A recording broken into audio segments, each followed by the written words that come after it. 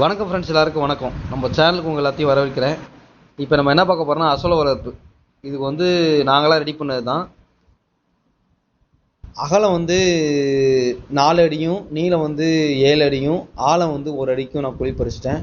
அதுக்கப்புறம் ஒரு தார்பாய் வந்து 1 கேஜி வந்து 2 கேஜி வாங்கிட்டு வந்தேன். அதை கீழே விரித்து விட்டு அதுக்கு மேலே வந்து மண்ணை வச்சு கட்டியாச்சு.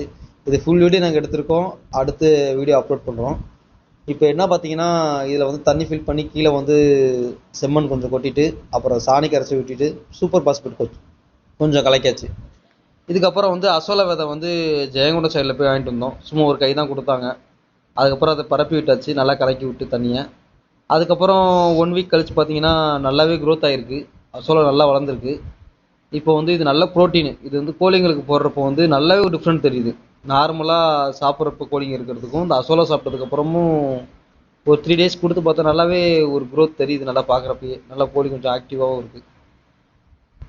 மறக்காமல் நம்ம சேனலை கொஞ்சம் சப்ஸ்கிரைப் பண்ணிடுங்க. இது சாப்பிட்றதுனால கோழி எப்படி வந்து க்ரோத் ஆகுது, இதை எப்படி வளர்க்கணும், இது ஃபுல் மெயின்டெனன்ஸ் என்ன, இது எல்லாமே நெக்ஸ்ட் வீடியோவில் அப்லோட் பண்ணுறேன். நம்ம கொஞ்சம் சப்போர்ட் பண்ணுங்கள் ஃப்ரெண்ட்ஸ் எல்லோரும். ஓகேங்களா? கோழிக்கு வந்து நல்லாவே இதை நல்ல ஒரு ப்ரோட்டீன் தான் இது. இது நல்லா நம்ம கழுவலாம் இல்லை, அப்படியே ஒரு சாக்கில் வச்சு ட்ரையல் பார்த்தேன். நல்லாவே சாப்பிடுது. இதனால் கொஞ்சம் தீவன செலவு நமக்கு குறையுது.